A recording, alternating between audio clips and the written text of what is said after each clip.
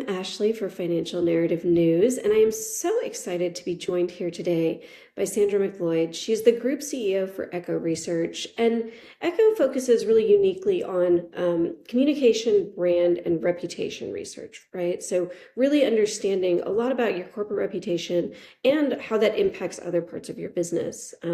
We're here today because I was lucky enough to get to see a copy of their reputation dividend report, which they do every year, and it correlates company earnings with a lot of reputational factors in a way that is very evidence-based and really makes for me, a fascinating framework for conversations around the value of reputation and even the monetary value of reputation. So, Sandra, welcome. I'm so happy to have you joining us. Thank you, Ashley. Pleasure to be in conversation with you and delighted to explore this further. Wonderful. Well, so tell us a little about this report. I know I gave a very high-level overview, but you've been doing this for a while, so tell us about it. Yeah, so I think first and foremost, as Chief Executive of Echo Research, we're expert witnesses in measuring trust, communications, reputation. And that's stakeholder engagement, it's media, it's sustainability, it's all these things. But also it's looking at putting a value on that intangible asset that is reputation. We can only really do it for listed companies. If you think through in terms of the concept of reputation, it's reputation for what, among whom, for what purpose. Listed companies have a market cap. They're aiming it at the investor community. So if you work it down a little bit like brands work it down to the customer level, working down the reputation to the investor level allows us to look at listed companies across the index, both in the US and in the UK, to say to what extent is reputation affecting market cap at all? Positively, negatively, does it feature, does it do anything? And we've been doing this now for over 15 years. And year on year, it shows up. We're not forcing it. It's all a huge amount of regression analysis that goes into it. And all the market cap data that we see, how do you explain, an organization's value? 70%, 80% will be financials, but there's an angel's share that is intangible, and that's what we're measuring. That's great. And you measure reputation in this case, not in all of your research, but in this case, the way that you pull reputation is from the Fortune 100 list. Is that accurate? Yeah. So the important thing, particularly with a data set like this, is understanding market caps at a given point in time across the entire index. We also need reputational data, or the equivalent of reputational data, from an informed audience at the same time for that data set. And the closest we have is the Fortune Most Admired. And in Britain and in the UK, we run Britain's Most Admired Company Study for the London Stock Exchange as well. So it's harnessing that data, which goes to an informed investor and business audience that's consuming your corporate reputation as opposed to your product brand and their perceptions of you and your sector. So yeah. Okay, so some good underlying sort of established data sets that you're using there. So what I read in the report was that finance is one of the top among the sectors where reputation impacts market value the most. So I believe it was a basic manufacturing or basic materials and healthcare were first, but finance was number 3, and you have quite a few categories in this report, which means that finance is really heavily involved with this, that reputation really is a big part of the market capitalization. So tell us a little bit about that. And can you put that number into context, sort of the how you got to that number, and put that number into context for the financial services leaders here? Yeah. Okay. Well, two things. One is the model itself looks across the entire index, and then it breaks it down by sector, and then it breaks it down by company. So we can see how, which sectors are more exposed than others. When you get into monopoly situations, it's going to be relatively small because you're locked in. So the big water utilities, the big electricity companies, where they're really monopoly situations, reputation doesn't seem to affect it that much. Come to financial services, and suddenly you're talking about trust. What you're actually selling is not so much buy my product, it's actually trust me. I will look after your finances, whether you're a bank, whether you're an asset manager, whether you're an insurance company. You're basically saying, trust me. And that is what you're selling, and that is what you're measuring, which is why it shouldn't be a huge surprise that financial services, over all the years we've been looking at, have always had a high proportion of their market cap actually based on their reputation. Yeah. It isn't a soft asset. It is a tangible, financial, valuable asset that needs to be treated as such. And in your report right now, you measure it at 27% of the sector's market cap is based on reputation, which is a huge number. I believe you put it at over $1 trillion. So not a minor factor. So walk us through just a little bit. I know we've talked a little bit about the report, but explain the how. So, the model is essentially comparing reputation scores against shifts in financial performance over time. So tell us about what's being measured: perception data, market data. What all are you putting together there? Yeah. And there is a deck that people have, we've pulled together that people can look at, and you can see how it all comes to this point. But if you think of a Reuters terminal or a FactSet or anything that actually lists all companies' market caps, and all listed companies have to report on probably about 79 different financial variables. So I have a line, 79 different financial variables across every single listed company that appears on the Reuters or the FactSet terminals. That is what we subscribe to. We see it every day. We see movements and so on. We find a point in time, which is what I call peacetime. You're not in an election period. You're not in a wartime. You're not, there's nothing exciting the market one way or another. So you're getting a relatively stable time in the index. And I want it across the index because, as always with research, particularly where you're making comparisons, you want it apples and oranges. You don't want apples and apples, rather. They're not apples and oranges. Yeah.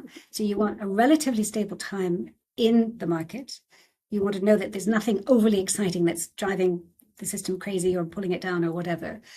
And you also want an element. So you've got 79 on average financial variables across each and every listed company. At the end of it, you've got a market cap. You say, explain this market cap with all these different numbers across the entire, and it's a master, it's a huge, almost like quantum physics analysis. It's actually saying, how do we do this across probably about 600 different companies? Yeah. And then explain it within the sectors. So it is a huge amount of analytic process that goes into it, basically coming back saying, normally there are about 15 variables that are absolutely key. And you can explain the market cap across all of them pretty much with 15. And it's going to be earnings per share. It's going to be EBITDA. It's going to be dividends. It's going to be a whole lot of things. And the markets will vary. So at a time when you've either got the bear markets or you don't have a bear market, they're looking for different things. So markets change. So you have to understand, how is the investor community consuming an organization's shares and investment policies and so on, because they have choices. And actually, how are you keeping them to stay with you? They're going to sell you, they're going to buy you, they're going to support you, they're going to be advocating for you, or otherwise. You're actually looking at their behavior and what's affecting their behavior. And every year it does change. There's certain things that will be more important to them than not. If you think of COVID, and you look at the market cap of a lot of organizations in COVID, they actually were, if the investor community bought the narrative of the organization, saying, do you know what, your numbers may not be quite there, but we believe in you. So actually, reputation had a high impact on pretty much most organizations during the COVID period, because the trust and the belief in that long term, you'll see it through, you'll be more resilient through this process, will stay with you. So reputation had a big impact, much bigger than we see now. The investor community now basically is saying, really important, we really want to know that we're trusting you, but actually we want the proof. We want the proof that your innovation is making a difference. We want a proof, if you are doing things in sustainability, that it's driving transformation. We're looking for proof, evidence of that. So the investor community is actually not necessarily saying harder. I think they're looking for that tangible demonstration behind the narrative and the promises that companies are making. Yeah, and you come back to financial services, and again, this whole issue of trust. Taking particularly that investor community with you. Yeah, it's so interesting because you're talking really about investor perception, and you've been doing this report for several years now. I'm curious, what you just gave a great example of, during COVID, that was a really big shift in terms of what investors were really looking for and what they would buy into. But what have you seen as overall shifts as you've run this report over the years? Always, fundamental to, pretty much all organizations will be the quality of products and services. You can't dress it up, So that is always really important for organizations. Sometimes it works more for certain organizations than others. So there will be certain drivers of reputation that actually always play through. I think some interesting things coming through, particularly if I look at the US market right now in general, what we're seeing is, and this isn't true, funnily enough, in financial services, but in general across the index, there's less interest in the global agenda and the global footprint. The US is a big market. There's a more perhaps insular feel coming through from the investors saying, talk to us about what's happening in the US now. Um, in financial services, that's actually, interestingly, it's not the same extent, because that issue of your global footprint in financial services and that resilience it brings to the asset management, the insurance companies, the banks, and so on, actually, that is important. So that plays out strongly for financial services. But in other sectors, actually, we're seeing them roll back. So when you're saying we do see differences year on year, we do see trends coming through. And as I say, this issue now that we're seeing is globalization not working so strongly across all the different sectors. And the other issue, not surprisingly, again, in the US, is anything to do with sustainability and ESG. Investor community needs really to be brought on board to say this is driving transformation and it's saving us cost, or it's opening new markets, or it's doing other things. So they need to understand where that value is actually delivering. Yeah. Absolutely. Absolutely. And it's really interesting, the different factors that you're talking about and kind of how they fluctuate over time. But overall, reputation really touches a lot of things, right? It touches revenue, margin, risk, talent, investor confidence, as we've talked about. And your data shows that boards still tend to discuss that last, right? Like it's not the top thing on the agenda. So what is stopping that from changing? I mean, is it a data problem? They don't feel like they have enough information? Is it an ownership problem? It doesn't belong to any one person? Is it something else? Yes, yes, and yes. Yes, yes, a data problem, because I think boards do understand that trust and reputation is important. They've just never been able to measure it or quantify it before. And that is, clearly that has changed and is changing. And it's saying, actually, no, this needs, and in fact, what we're finding is a lot of people who are interested in this tend to come from the risk side, talk to us about the risk. If we get it wrong, what does that look like? If we don't manage our succession planning, what does it look like? These kind of things. So it's interesting. So yeah, so partly it's data. Is it measurable? The answer is yes, but that's still new for a lot of people. The other thing is, and you rightly said, Ashley, is who owns it. So, is it risk? Is it HR? Because it's culture and talent side? Is it strategy? Where does it sit in an organization? Arguably, I feel it should be with communications, as communications has the purview across the entire organization, which no other function has, but doesn't always equip itself when it comes to the board with data, the way CMOs have traditionally done. Yeah, so I think and again, the markets are changing, CMOs and CCOs are coming together. So it's actually getting that appetite and that, that use of saying, actually, we do make a difference and we can actually quantify this. Yeah. So it's yes, data traditionally, who owns it, and the language that they use. The language is very different as well. Yeah. So when comms normally comes to the table, they're saying, oh, we've reached so many eyeballs and we've done like 100 million impressions. Well, what does that mean? How has that actually materially affected the organization? When you can make the link to say, actually, this issue of trust and reputation that communications, by the way, is supporting and helping drive, is a tangible asset and it's worth X. Therefore, one, don't cut us. Don't cut our budgets. Don't cut our resourcing. We are probably the most effective department in the entire organization. And we are valuable, and two, we can show you that. Yeah. But it's having the right language and also understanding that helping leaders see that it actually genuinely moves the needle in the organization and helping them think through the strategic priorities. And that's often what it comes down to, saying where are we going to invest our time, our efforts, our energy.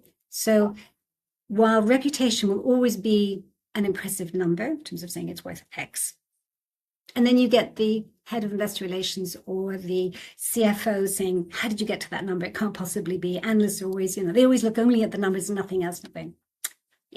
Yeah. But if your company was vanilla, it would not be worth what it's worth. And because it's not called vanilla and it's called what you're called, you are worth X, which is, a lot more than just the numbers alone, or sometimes not, but more often than not more.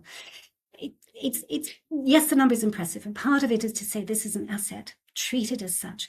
We've talked to a lot of chief executives and chairmen who say very few organizations treat trust and reputation as an asset the way you would do any other major asset. Mhm. Processes, people, the measures in place. This is really important.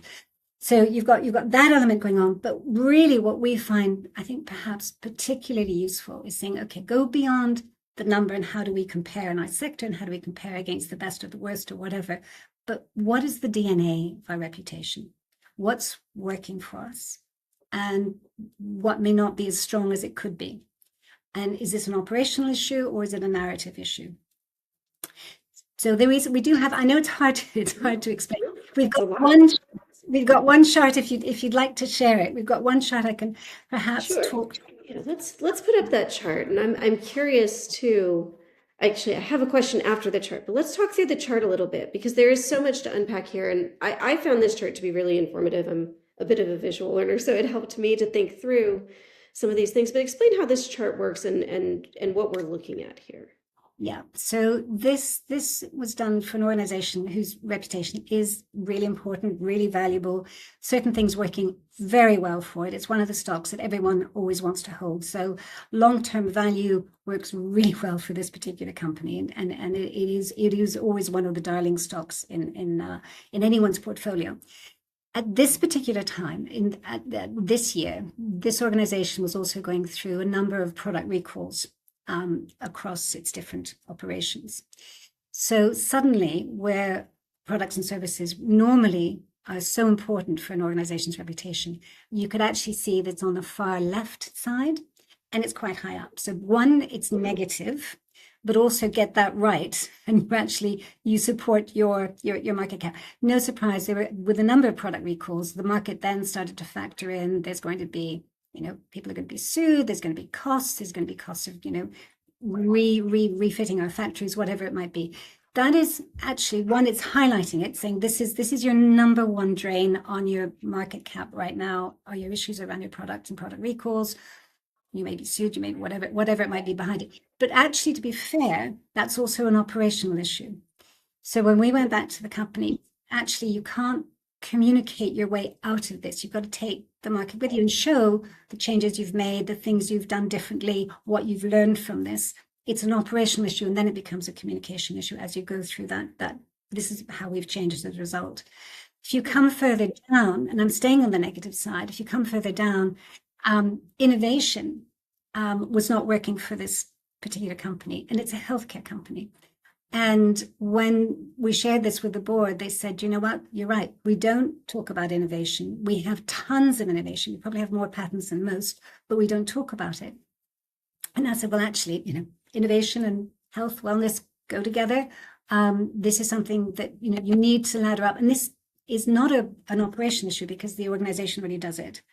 It just hasn't been well communicated or it hasn't landed. Sometimes you get a bit of both. Sometimes it's, yeah, we've communicated, but maybe it just hasn't quite landed with that particular, audience, and people haven't taken it on board. So this becomes the one thing that the board took out of it and said, okay, we know we've got operational issues to address, but actually innovation becomes one of our pillars of growth.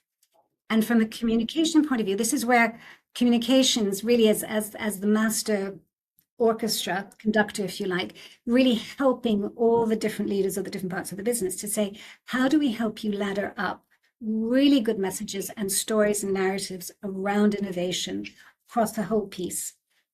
We were also monitoring it in terms of what was coming out of media, social media, and so on. So we could say, yep, we can see this coming through, and so-and-so's driving it really well. This is how it's landing. How can we learn from this and actually keep on building it? So this was a really important area where communications worked with the board to say, this is a strategic pillar. We can help you on innovation. The other stuff, you guys need to get it right. But actually, we can really help drive this, and we can actually show that makes a difference. Yeah, so what is impactable versus what is not, and what will make a difference versus what won't? You might be able to impact some of these other areas, but will they really make a difference? This innovation example is a really good one. And what I'm hearing here, just going back sort of to our previous question about boards not having conversations about reputation, is that in this case, and probably in quite a few other cases, because I think this is really what you do, you did successfully get the board having Yeah. a strong conversation around reputation and around how to impact it. So how do you move the board from this is an intangible, no one can affect it, it's just sort of magic ether in the air, over to let's look at the data and figure out what we can impact. That's a bit of a journey in my mind. Yeah, well, it's interesting because I use a lot of analogies around health and healthcare. Mhm. So, are you healthy? Are you not healthy? Are you suffering? And let's actually see what's driving that. Let's understand the DNA that's, where are you strong? How's your muscle strength? Whatever it might be, but also where are some of the markers that aren't doing so well for you?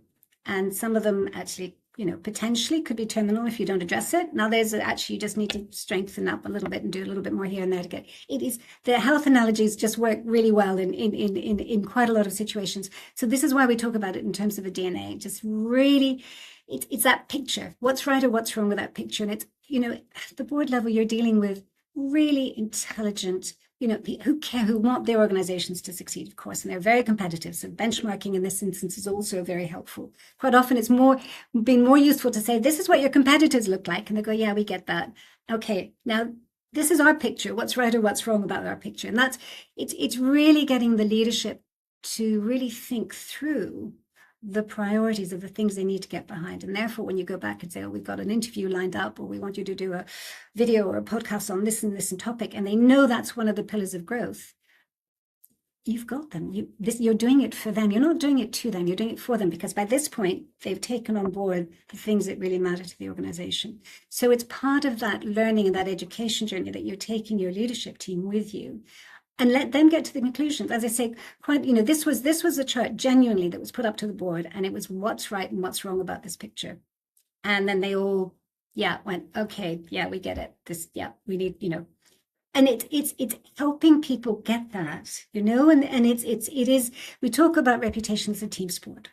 It isn't just one person. It's got to be the entire leadership team. And that's why I come back to those in communications really as the conductor of an orchestra, is actually how do we get that focus? How do we get that alignment and really the harmony that says, yep, this is how we're going to make that difference.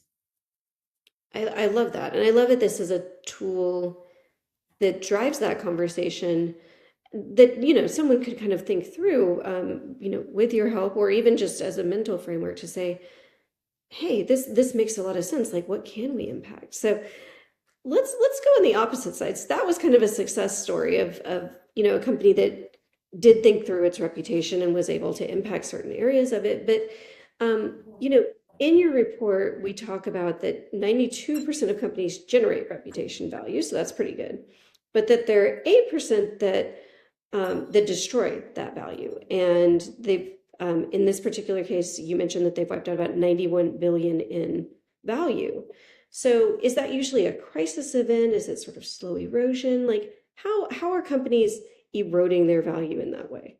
It's really interesting. I mean, it does depend. I've often when we do the analysis, and I'm looking at the ones, yes, at the top of the scale, and I'm kind of going, yeah, that's impressive, but actually that's also risky. If half of your market caps, if Nvidia, half of your market cap is actually down to, we just think you're going to be the only chip in the universe that anyone wants.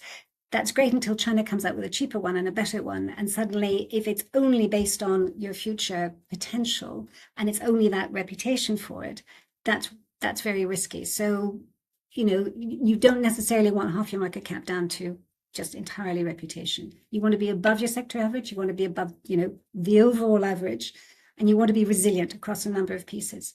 So you got that end. And the other end, down at those that are destroying it, it's understanding, saying, is this company going under? And some of them do. Some of them we just watch going We know. yeah. And it's like, okay, this has been out there for a while, and you can see it, and it is a slow death, and you can kind of say, yeah, that's, So if you've got shares in those companies, time to come away from it. Sometimes it's an issue of narrative and understanding. I remember a good friend of mine was at Southwest Airlines, and one of those that all the customers loved, kept on saying, the most loved airline. And I would talk to my friend going, but your investors don't. She said, no, the investors don't get us. And I'm going, yeah, but your customers love you. your investors really don't understand you and they're really not behind you. And actually, the reputation for Southwest from an investor perspective was negative, which I found it was. So again, it goes back to this concept of reputation for what, among whom, for what purpose. Hmm. And therefore, how does, an organization like Southwest or another organization that's in this particular situation where their customers are really engaged, they've got services, products that, people are responding to. How do you bring your investor community with you in a narrative that makes sense for the investor community? Yeah. So it'll be, sometimes it's a narrative issue. Sometimes it is a slow decline. Sometimes it could also be a sectoral issue. So mining companies very exposed to high risk will often have greater financial assets than they do in terms of reputational assets sometimes. Yeah. So you've got, your balance sheet is stronger than your market cap gives you because they know that there are risks associated with that. And sometimes it's just that you're not really thinking through how you're getting the behavior that you need. I mean, that's the really important thing. One, about communications, and two, about reputation. It's all about how you're driving behavior, which is going to be support, advocacy, endorsement, and so on. So in this instance, are you taking the investors with you? Is that narrative really clear and understood? Yeah. So there'll be lots of different reasons as to why some are in the naughty box, if you like, or the not doing so well box, and others you look at it and think, I don't understand why they're down there. They shouldn't be, because they're doing some things, but it's just the investors just have got a lot of doubt about their narrative and their positioning, and it's just not coming through. Absolutely. And that makes sense, right? Because sometimes companies are very focused on their customer communications or their how customers view them, as opposed to how investors might view them.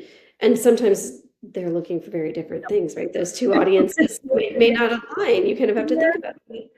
But yeah, so when you're thinking about the sort of map, if you will, like you just showed us for reputation investment, there are probably some factors that I think leaders intuitively gravitate towards and want to invest in. But I'd be interested to know if you've found there's a little bit of counterintuitive thinking there. People think they should invest here, but really, in general, that's not as good of an investment spot as people assume. do it's so interesting because yes, you can get it generically, and a lot of it now is, give me reasons to stay with you, give me reasons that you're going to be the long-term value, the bet that I'm putting behind you. So the market is kind of show me, prove it to me. But it's so individual, it's like your own thumbprint. Your thumbprint is unique to you. Every company, even in exactly the same sector, will have such a different DNA that's working for them and not working for them. And the whole thing about reputation and trust is actually saying, how are you really, one, bringing people with you, but also differentiating yourself? And I'm sure we'll get on to AI, but in this world of, AI and, what's fake, what's not fake, what do we trust, what do we not trust? Suddenly, trust, credibility, reputation become really important and really precious, because that's exactly what you don't want to have questioned or undermined in any way, shape, or form, because it'll be expensive. If that is, it's a really interesting time now, because I think that's why, in terms of the report, we've said, actually, as a long-term average, it sort of averages out to about 30%, over all the years we've looked at, some highs, some lowers, and so on. But on average, it's about 30%, which is a huge amount. And we feel really comfortable about that, because particularly given the world we're going into now, I think it's going to become more important. Are you trustworthy? Are you reputable? Are you resilient? Will you still be here in 20 years' time? Because that's where my pension fund is. It's all these things come together. So yeah, and I think increasingly, as I say, this issue of, it becomes a team sport. Risk, IR, CFOs, HR, the talent side, all these things become really, really important to say, how do we look at this together, and address it more holistically? Absolutely, because any one of those team players and their respective organizations could really cause an issue, or could help to float the whole company up a little bit, just depending on what they can get out there. So you mentioned AI. We've gone through, I mean, I think we've talked for quite a few minutes without talking about AI, but I'm curious because there's a little bit of a dichotomy related to AI in the report. So, You mentioned in the report that AI-driven content, which, by the way, I should say for all of our viewers here, we will have a download available of this report so that you can take a look at it. We even have a special version specific to finance where Sandra's pulled out some of the information specific to finance. But you mentioned in the report that things like AI-driven content, like a deluge of AI-driven content that's really obvious, makes credibility scarcer, makes it more valuable. But also, AI is one of the top opportunities that businesses are citing for growth, right? They're talking about it on their investor calls. If you don't have a plan for AI, if you will, you've kind of missed the boat at this point. But that's a bit of a tension. So how are companies resolving this tension and sort of making it work for them? Yeah, it is genuinely a paradox, and I'm not sure we can point to anyone saying they've actually got it right and they're way ahead. I think everyone's still finding their way through it. Mhm. It's, at the end of the day, it's a tool. It's a tool which does amazing things. It is, how do we use it? Where do we use it? Where do we not use it? What are the guardrails? There's a lot of issues around that in terms of the ethics and judgment and so on that come through with that. But I do think it will make the issue of trust and reputation even more important as you work it through. AI can create, if you just look at content, can just you can do an awful lot of abundance. But abundance doesn't necessarily mean it's going to land, Mhm. and I think people will start, and increasingly you can see this. They're saying, "Oh, actually, was this AI driven? Is this just another AI stuff and puff?" So you're starting to see people questioning, what is the source of the content? Where is this coming from? Is this genuine? And you're even getting AI checkers that are checking, did AI get involved? So it's an interesting time. It's an interesting time, but it is a tool, and we use AI, of course we do, but we're human driven, and there's an awful lot of fact checking and back checking and human interpretation that needs to happen. Otherwise, yeah, it's just puff, and you sit there and think, at what point do they go rogue, and at what point is it not valid anymore? So being able to work it back is really important to say, actually, is this really valid? Does this stack up? So, and that goes back, and I mentioned at the outset, we're expert witnesses in a court of law. So a lot of it is, does this stack up? Can can you defend this position and be really objective about it? So it's an interesting time. It's a challenge, and I think also a challenge for companies that say, oh, we don't need a communication department anymore because AI can do it for us. And you kind of go, AI cannot do We've it. already seen a few stumbles on that front, right? So And it'll happen more and more. It'll happen more and more, and it worries me when you see, and you can kind of almost get a CFO view and saying, well, we can take this item off our balance sheet. Going, no, you can't. No, you can't. And by the way, it's going to be the most cost-effective and important item in your balance sheet, anyways. We're a firm believer of the importance of strategic communications and the value that it brings organizations that often has gone so under-recognized. So yeah. So if we yeah. have one bias, that's our bias. That will be our bias. Yeah. Fair, fair. Well, so you do a lot of work specifically in the finance sector, and so for the sake of our audience, who most of whom are in the finance sector, tell us a little bit about what a framework for one of these frameworks, maybe for a bank, an asset manager, another finance organization. What does that look like from a process point of view? Right. So if we're talking about the reputation valuation side with the reputation dividend, it works the same for any organization. It's you've got all the numbers, you've got your market cap, we've got an element of the reputation for you, for your peers, and so on. So that is straightforward, almost regardless of the sector that you're in. And the numbers genuinely, the results are the results given the data, and we'll say this is the data we're putting in, so you can actually see that. But bringing it together, and I think the opportunity is actually saying, well, how do we go, yes, talk about the value of reputation, let's talk about the DNA. But this is often a lag indicator of a lot of other things going well by the time you've gotten to your market cap. You've either had whoopsies along the way, or you've had some really important things that have worked well for you along the way. So quite often, we get involved in doing reputation audits for companies, saying you have tons of data, you'll have tons of customer data, tons of talent data, you'll have data, probably among your special publics, your regulators, and so on. Can you put it together in a way that makes sense? So what is fundamental to your license to operate? yeah, which is a really good word for this sector. There will be things that are absolutely fundamental for your license to operate. And can you see that coming through among your key stakeholders? There'll be, probably about 5 or 6 key stakeholder groups that are really important that you need to get across certain things that are fundamental to your license to operate. What is fundamental to the growth agenda that you have? Yeah. And again, how does that play out reputationally across the key stakeholders? So there'll be different things that will come through across. I would almost sort of layer it and say, license to operate, growth, things that we know we need to protect and defend.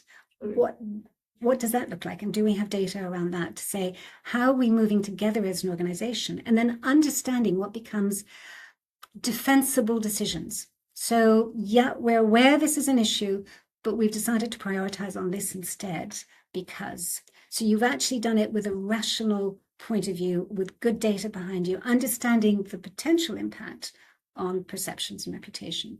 On when you're bringing it all together. So by the time you get to the market cap, and I can do your DNA for you, I can say, yeah, this is all coming together, and I can see resilience or not. Absolutely. And it's such an interesting question of all these factors that need to come together and looking at it audience by audience. So there have been so many fascinating elements in this conversation, and I really appreciate it. Tell me if there was one thing that you could get financial services leaders to walk away with, and specifically, ours are mostly in marketing and comms. What would be the one thing you would pull out for them from this information, or maybe just in general?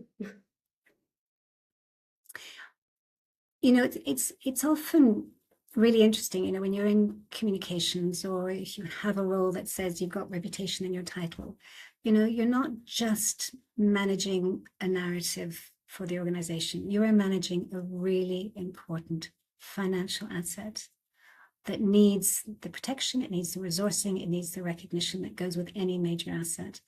And I think that issue of being such an important, essential ingredient within an organization, I think needs to be recognized and, certainly from our point of view, probably shouted from the rooftop a lot more than it already is. But I think that the role of guiding an organization, and really being the eyes and ears of, yeah, this is working, this is not. Are we happy that this is not coming through, or that we've made the decision not to do this, but this is going to be the impact? Having that perspective is so important, I think, particularly in a very fast changing, increasingly AI-driven world where trust will actually be the ultimate differentiation. So, I would just say amazing roles to have. I think increasingly important and strategically so. And just making sure that you equip yourself with the right language that brings the leaders that you're supporting with you. Absolutely. So talking about reputation more as that asset that we're protecting and that we're stewarding, and creating as specific financial value. I love that. So, and delivering organizational success in the way that leaders are looking for. Yeah. And it isn't eyeballs and clicks. It's actually saying, how are we driving the choices and behaviors we're looking for? Yeah. Wonderful. Thank you so much, Sandra. This has been a fascinating conversation. I thoroughly enjoyed reading the research, which for everyone who's watching, that research will be available. You should be able to click a button probably right below this video to download it. And Sandra has created a specific version specifically for financial narrative and the finance industry. So excited for everyone to check that out. I really enjoyed reading it, which is why I invited Sandra to be here with us today. Thank you so much for the conversation. A real pleasure. And any questions, always delighted to have that. Thank you, Ashley.